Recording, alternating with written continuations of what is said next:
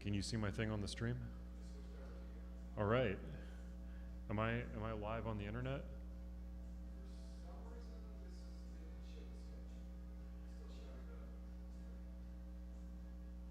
Did you HRF thing? Are you looking in OBS?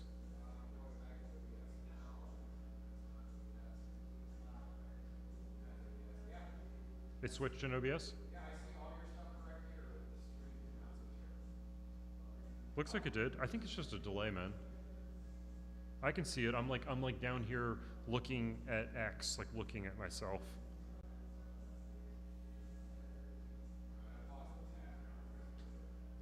I think just don't worry about it. I think it's yeah. All right, cool. Now I'm looking at myself looking at X on the stream. I should stop that.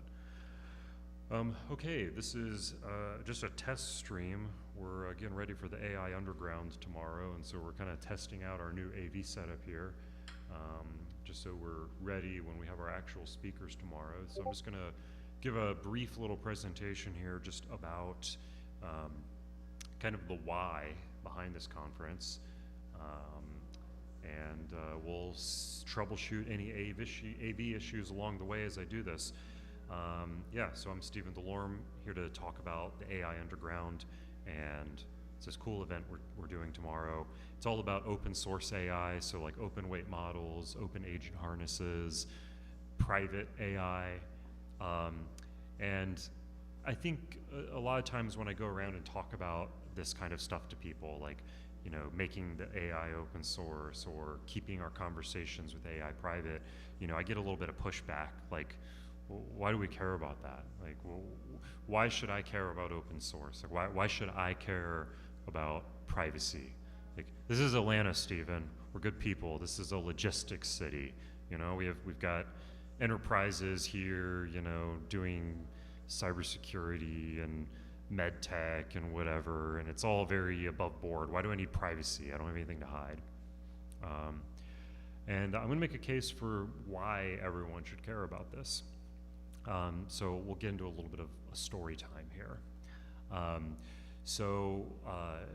You know, if you follow AI pretty deeply, you've probably heard all this stuff before.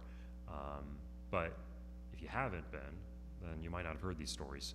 So a couple weeks ago on Reddit, somebody makes a post, realizes that if they go into Google search and they type in Claude.ai with like the site scope searching parameter, they can see people's conversations with Claude. And look, I know the people, they hit the share button to share the conversation, but I think they thought they were making a share link to give to their friend. I don't think they thought that they were making it publicly searchable. And that's got ongoing legal cases, it's got medical records, it's got information about people's kids in there.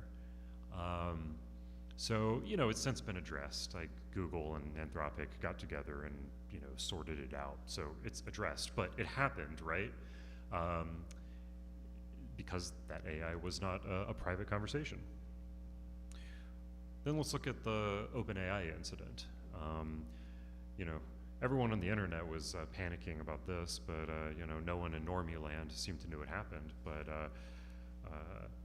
Hugging Face, one of those model hosts online, they realized they had gotten hacked, and then after the fact, OpenAI realized that they were hacking Hugging Face and didn't know it because one of their experimental models was in a sandbox going through CyberGym, learning how to do cybersecurity stuff, and it tried to cheat on an exam. It thought, well, if I can break out of my sandbox, then I can get into Hugging Face and get the answers that I need.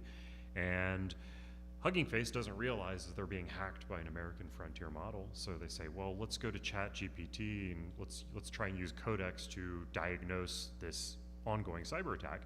And they say, you don't have cyber access, sorry.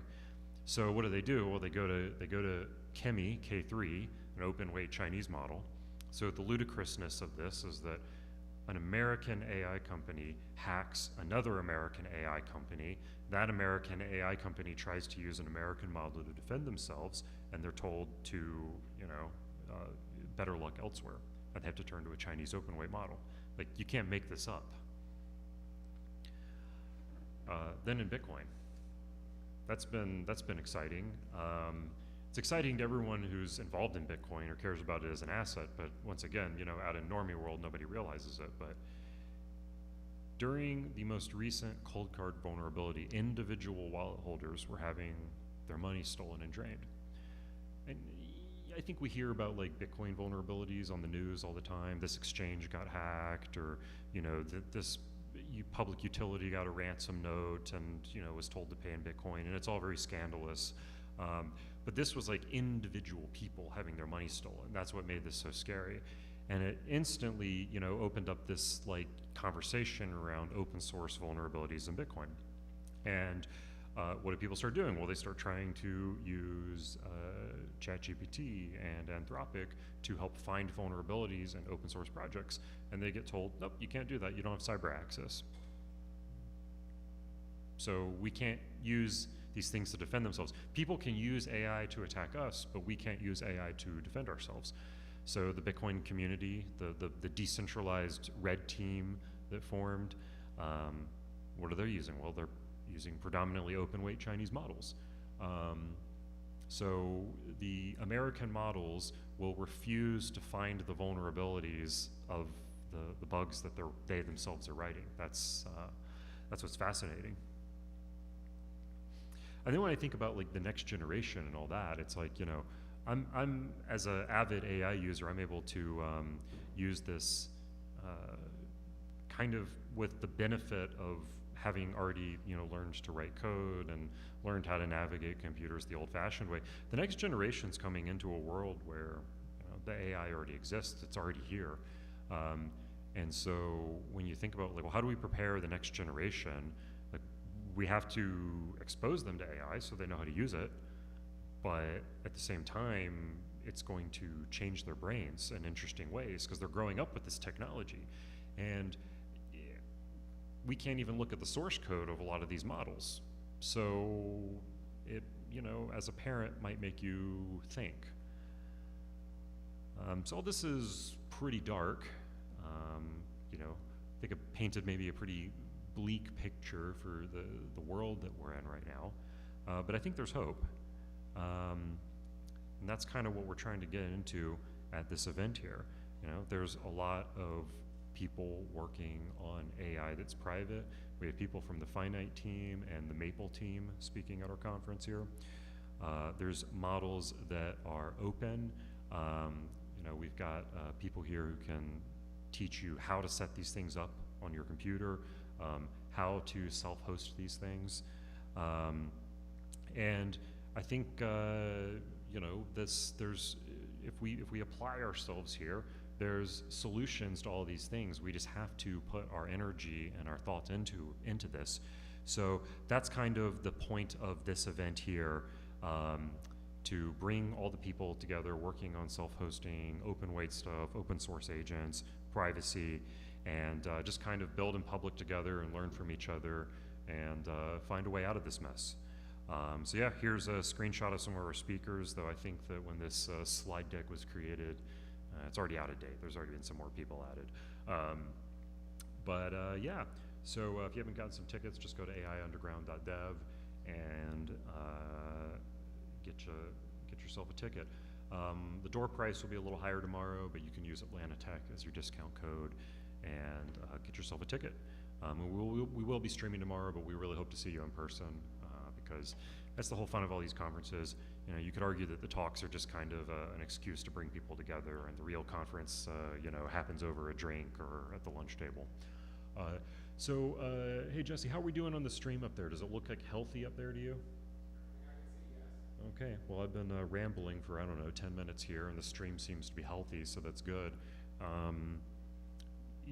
Here, I'm gonna turn on one of these microphones and ask a question to the void.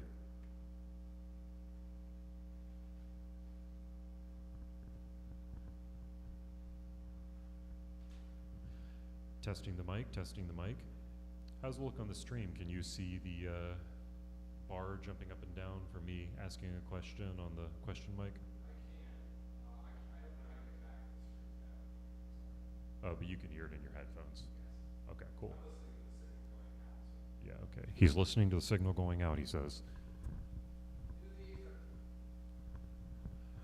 I have a question. Do you recommend OpenClaw or Hermes, Stephen?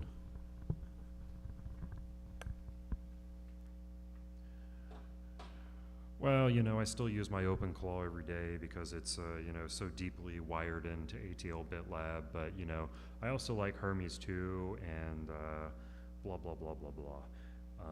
Now I'm looking at myself, looking at Twitter again, and I'm going to go and see if I can just scrub through this and see how it's looking.